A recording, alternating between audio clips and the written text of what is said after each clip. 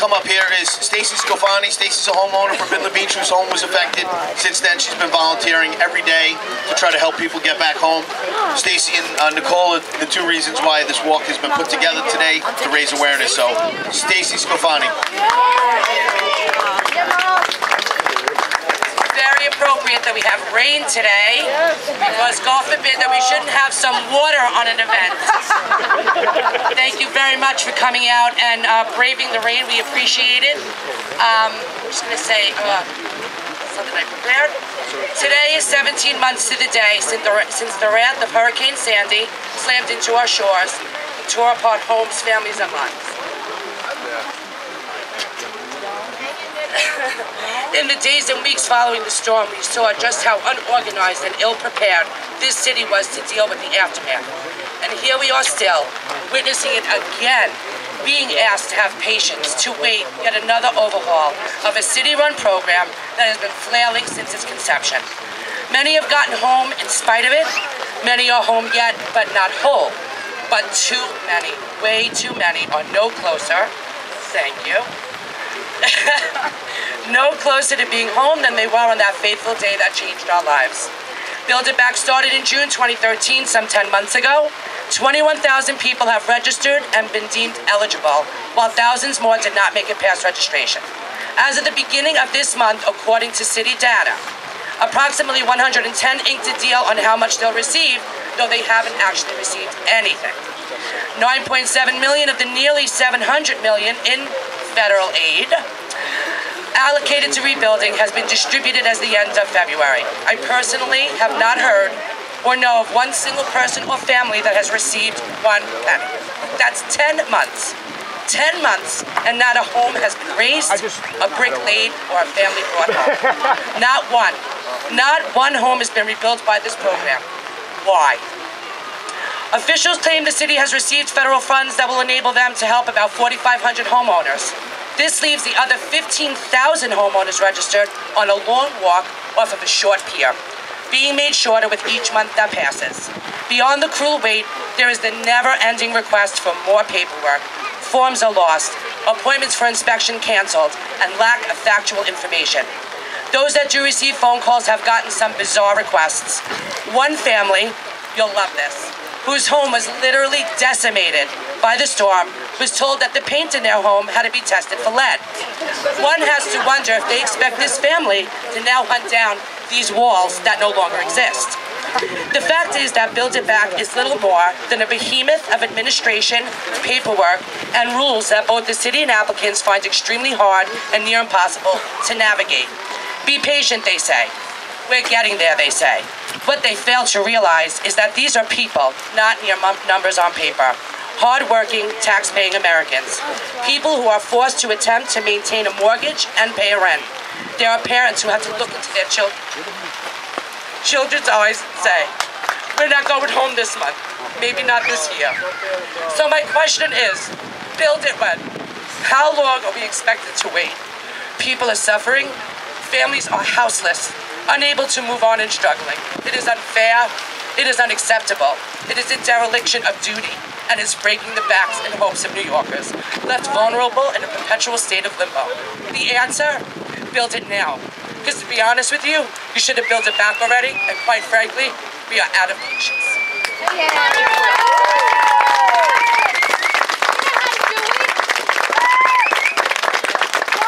Thank you very much for that emotional speech.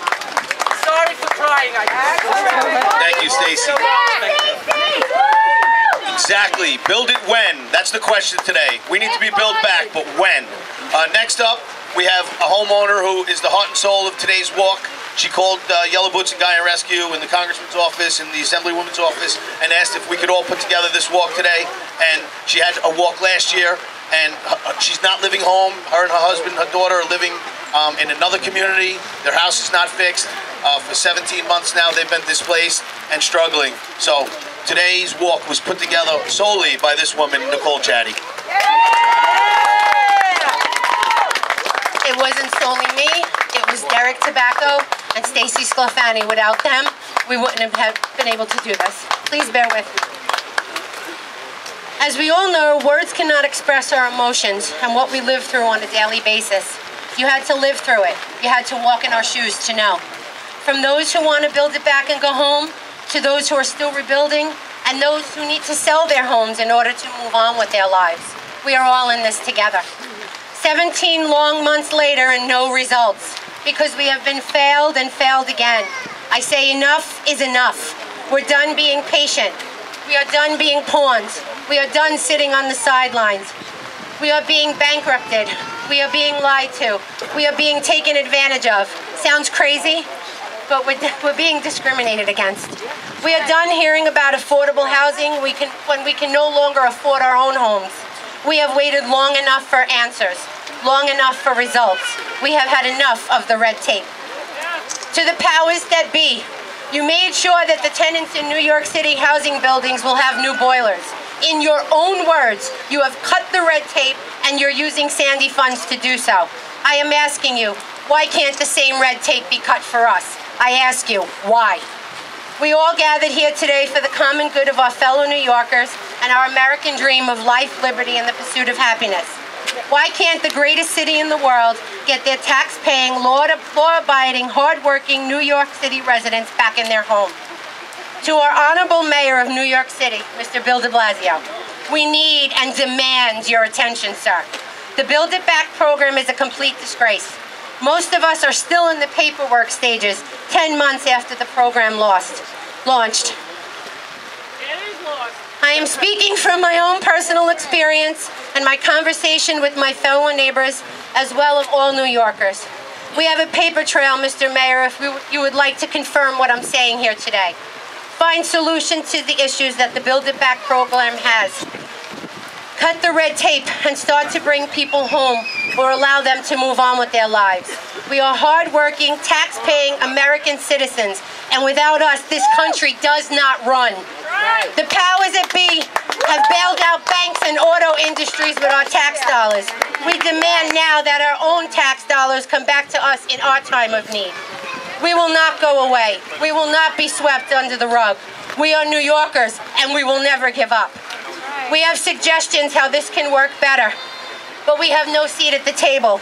We know what we need. Meet with us. Sit down with us. Allow us to show us your needs. I'm very sorry. I'm very nervous. I believe that we have been crystal clear here today, and we are demanding accountability and results for all New Yorkers that had their lives destroyed by Sandy. This is the most important part to me right now. I would like to take this time to thank the coordinators of this Walk a Mile, Bob Jacob, Derek Tobacco, Lorraine Gonzalez, and especially my girl, Stacy Sclafani, who put up with my crazy 8 a.m. phone calls. I rattled her before she even started her day, but she grabbed the bull by the horns, and she got it done to make this day happen. I would like to thank our elected officials who showed up to support us today. I only had 2 names on this paper, and I was right. Congressman Michael Grimm and Nicole Maliotakis. You have been there at the starting gate, and you are determined to see us to the finish line. Thank you for your support on all of our Sandy-related platforms. I wanted our last words today to be about our volunteers, who have stood up in the face of diversity. From our first responders, to those who provided our basic needs of food, shelter, and clothing. From those who have been there from day one, to the weekend warriors, to those who have committed a lifetime of work rebuilding others. You are the reason we have hope that one day we will all be home again. Words cannot express our gratitude for your love, dedication, perseverance, and selflessness. May all of you volunteers be blessed with the love, hope, and support you have provided to others. It is you and you alone who continue to make people believe. And for this, we love you.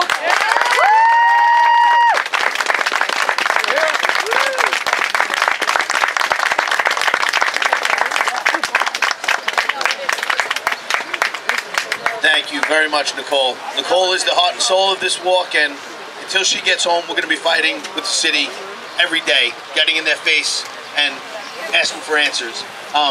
Next, our last speaker is a gentleman who started this walk, the Walk a Mile walk in another borough. I'd like to invite up Mike Sandy Claus. Mike. Hello everyone, I just wanted to say a few words about what Walk the Mile in Our Shoes is and what we've been able to accomplish together. Back in January of last year, Sandy affected communities from Long Island to New Jersey and everywhere in between united and walked a mile in their shoes to showcase to elected officials and the press that people were suffering. The news media went away. People weren't being paid attention to, and there was suffering everywhere. People said, enough is enough. We're going to show the world what is still going on here and the help that we still need. So together, in 1 week's time, thanks to people like Nicole and Stacy and other people from all around the Sandy affected communities, organized simultaneous walks on the same day and time in unity, in solidarity. And in the event of that, we were able to pressure Congress to pass the Sandy Relief Bill. But now we're 17 months later. That money has not been made into the people's pockets who need it. We're still begging for that money. We're still fighting for that money. It shouldn't be that way. Our government should be better than that. Now, we know that Build It Back has had major problems. Not one person has been helped in any substantial way by Build It Back. They've been given the runaround. Unfortunately, we were not able to have somebody at the helm when this program started who managed it properly. We had different top officials for the program. We had changeover of staff. We had people who couldn't scan the documents and lost them and needed them back. Time has come to finally fix this problem. We need everybody involved to make sure that we never give up.